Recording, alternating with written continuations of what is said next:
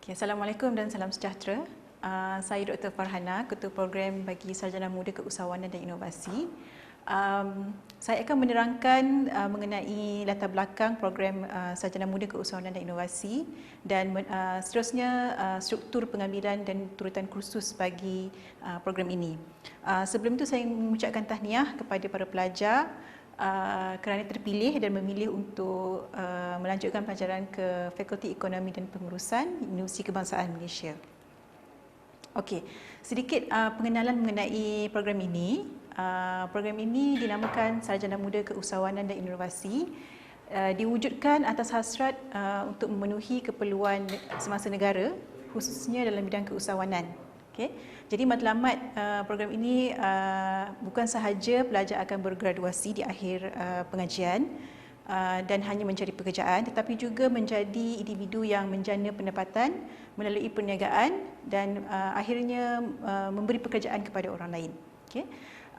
Dalam kesemua program sarjana muda di fakulti ini, program Sarjana Muda Keusahawanan dan Inovasi ini adalah program prasesuazah yang termuda sekali, di mana program ini mula ditawarkan pada tahun 2013 dan pelajar pertama yang bergraduasi bagi kursus ini adalah pada tahun 2016. Matlamat program ini adalah untuk melahirkan graduan yang mampu meneroka, mencipta dan mengeksploitasi peluang-peluang usaha niaga baru atau memperbaharui usaha niaga yang telah sedia ada. Membolehkan pelajar mempelajari ilmu berkaitan keusahawanan dengan penekanan yang tinggi diberikan kepada ilmu asas teori dan praktikal yang kukuh. Okey, objektif program ini ada 4. Yang pertama, untuk mendidik dan menghasilkan graduan yang mampu menjana peluang pekerjaan sendiri. Yang kedua, untuk menanam ciri-ciri keusahawanan dan sifat inovatif dalam kalangan graduan. Yang ketiga, memupuk sifat kepimpinan dan pengurusan dalam kalangan graduan. Dan yang keempat, menghasilkan graduan yang mampu menguasai rundingan dan jaringan dalam membawa idea perniagaan ke pasaran. Baik, ini pula adalah hasil pembelajaran program. Ya.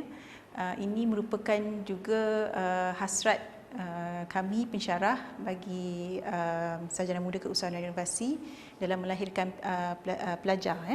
Yang pertama, di akhir program ini seharusnya pelajar boleh menerangkan konsep dan pengetahuan perniagaan dan keusahawanan yang membolehkan pelajar menyediakan satu pelan perniagaan.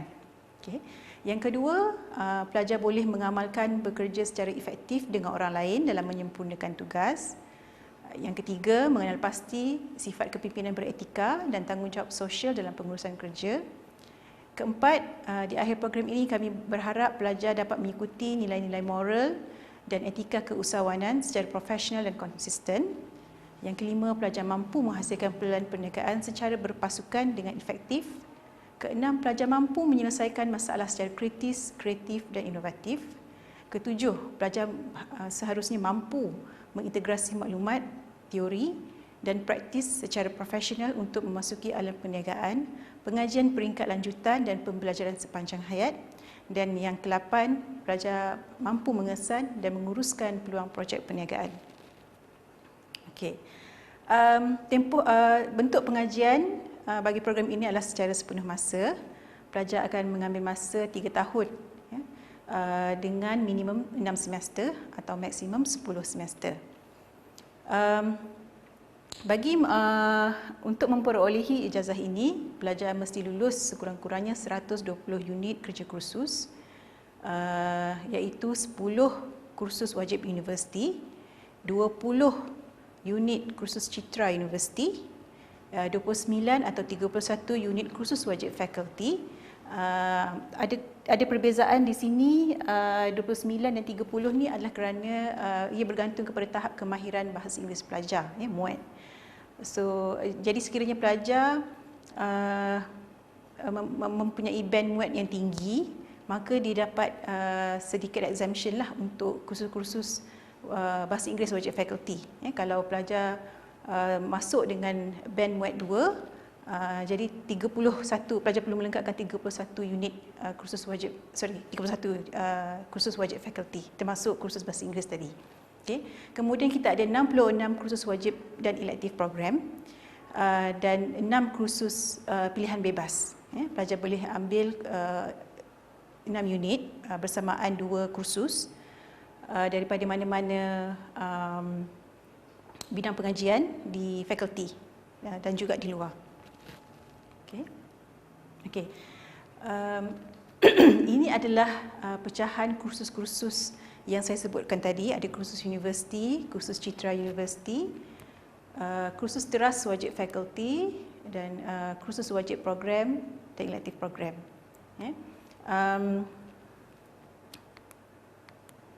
Saya akan terangkan lebih kepada kursus teras ataupun wajib fakulti. Ini kursus-kursus yang perlu dilengkapkan sepanjang tempoh pengajian di fakulti lah. Dan kebanyakan kursus-kursus ini pelajar akan ambil kebanyakannya, majority of the subjects perlu dihabiskan dalam tahun pertama. Nanti kita akan tengok struktur kursus ini bila kita pecahkan mengikut tahun pengajian. Okay. So ada 29 ataupun 31 unit. Okey, ini kursus wajib program bagi program sarjana muda keusahawanan dan inovasi. Semua sekali ada 66 unit.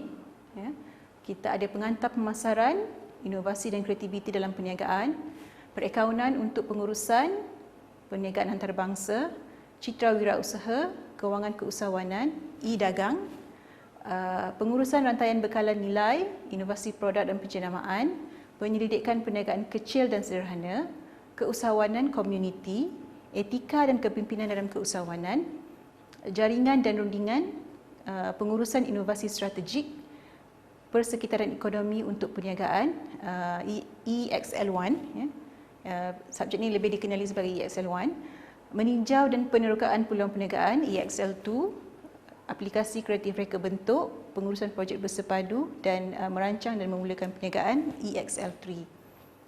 Kemudian pelajar perlu melengkapkan 6 unit kursus elektif yang boleh dipilih dari mana-mana kursus yang ditawarkan oleh universiti, kecuali kursus yang ditawarkan oleh FEP kepada pelajar luar fakulti. Kursus luar ini yang ditawarkan kepada pelajar luar fakulti biasanya yang mempunyai kod EPPA 29 something dan juga EPPM. Okey, ini pecahan kursus-kursus tadi mengikut tahun. Kita ada 3 semester, semester 1, 2 dan 3. Dan pecahan dibuat mengikut, selain daripada mengikut tahun, kita juga pecahkan mengikut kursus universiti, kursus teras fakulti dan juga kursus wajib program. Okay. So basically tahun pertama, semester pertama foundation English, pelajar perlu menghabiskan foundation English, kemudian mengambil satu kursus citra C2. Okay. Bagi kursus teras fakulti, pelajar perlu mengambil mikro ataupun makroekonomi, prinsip perakaunan, matematik untuk ekonomi dan perniagaan ataupun statistik, kemudian pengantar pengurusan dan aplikasi komputer. Okay. Jadi jumlah keseluruhan jam kredit sebanyak 21 pada semester pertama. Pada semester kedua, kursus citra sama ada daripada C1 ataupun C6 yang berjam kredit 3. Kemudian kursus teras fakulti, Academic Communication 1 atau Academic Communication 2. Yang ini yang saya maksudkan tadi bergantung kepada tahap kemahiran bahasa Inggeris pelajar. Kemudian pelajar akan mengambil satu kursus citra wajib universiti, asas keusahawanan dan inovasi yang berjam kredit 2. Kemudian kursus citra C5, mikroekonomi 1 atau makroekonomi, bergantung. Sekiranya pelajar ambil mikro pada semester pertama, maka semester kedua dia ambil makroekonomi lah. Kemudian matematik dan juga, atau statistik, bergantung. Kalau dah ambil matematik semester pertama, semester kedua ambil statistik. Pengantar pemasaran dan pada tahun pertama semester kedua kita mula membenarkan pelajar untuk mengambil subjek wajib program, iaitu inovasi dan kreativiti dalam perniagaan yang berjam kredit 3. Jadi jumlah keseluruhan jam kredit bagi semester 2 21 jam kredit. Pada semester ketiga ada 2 kursus yang ditawarkan.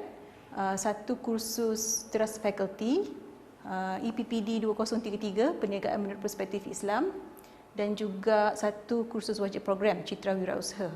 Jadi pada semester ketiga 9 jam kredit pelajar perlu ambil.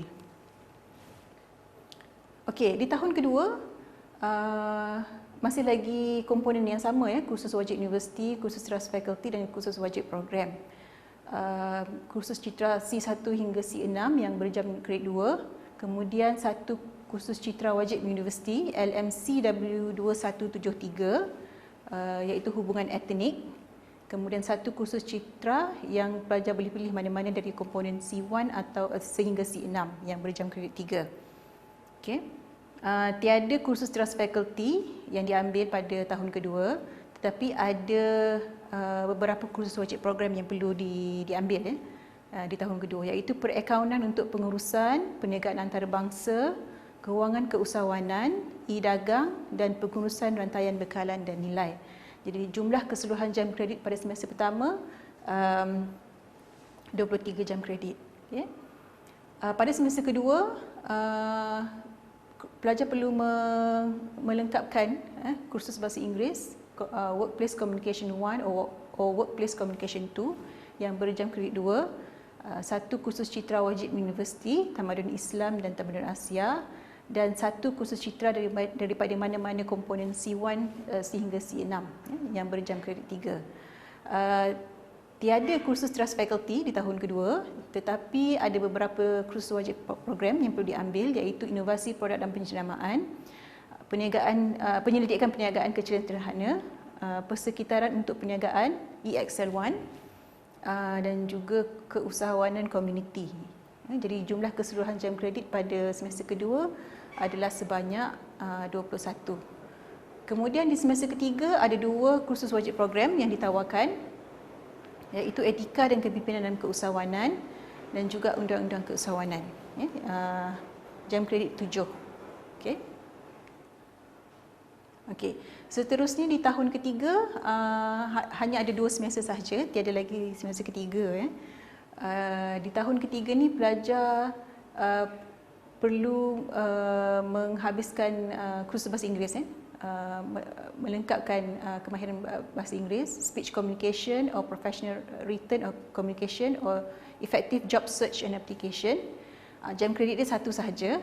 Kemudian menghabiskan satu yang terakhir daripada 4 kursus wajib Citra Universiti, pengurusan dan analitik data yang berjam kredit 2, dan satu kursus Citra daripada mana-mana komponen C1 hingga C6 yang berjam kredit 3. Jadi kursus trust faculty, tetapi perlu menghabiskan beberapa lagi kursus wajib program, iaitu jaringan dan rundingan, pengurusan inovasi dan strategik, meninjau dan penerokaan peluang perniagaan EXL2, dan juga aplikasi kreatif reka bentuk yang berjam kredit 4. Kursus-kursus yang mempunyai jam kredit 4 ni biasanya dia banyak lebih menekankan kepada penilaian berterusan dan juga hands on. Dia bukannya subjek yang tradisional yang exam oriented. Sebab itu jam kredit dia lebih sikit berbanding kursus-kursus lain. Jadi jumlah jam kredit adalah sebanyak 20. Kemudian di semester kedua, basically secara umumnya di tahun ketiga semester kedua ni pelajar dah habis semua kursus universiti. Jadi hanya perlu menumpukan pada menyelesaikan kursus wajib program dan juga elektif. Pengurusan projek bersepadu yang berjam kredit 4, kemudian merancang dan memulakan perniagaan EXL3 juga jam kredit 4, kemudian kursus elektif faculty sebanyak 6, ada 2 kursus. So boleh pilih daripada mana-mana kursus daripada program prasiswazah yang lain. Tapi kebiasaannya pelajar akan mengambil kursus daripada program sarjana muda pengurusan perniagaan. Jadi jam kredit keseluruhan bagi semester kedua ada sebanyak 14. Ini merupakan setiap pelajar akan dibekalkan sehelai kertas cadangan urutan pengambilan kursus bagi program sarjana muda keusahawanan dan inovasi. Okey. dokumen ini akan memberi penerangan yang lebih lanjutlah mengenai kursus-kursus yang ditawarkan, pada tahun bila pelajar perlu mengambil, pada semester bila, dan taraf kursus tersebut, ya, supaya senang untuk pelajar keep track lah apa kursus-kursus yang dah diambil, yang belum diambil, yang akan diambil. Okay. Pelajar boleh mendapatkan dokumen ini di pejabat pengurusan prasiswazah ataupun melalui di website fakulti. Ya. Saya rasa boleh didapati di situ. Ya. Jadi apa penerangan saya tadi boleh dirujuk di dokumen inilah. Pelajar boleh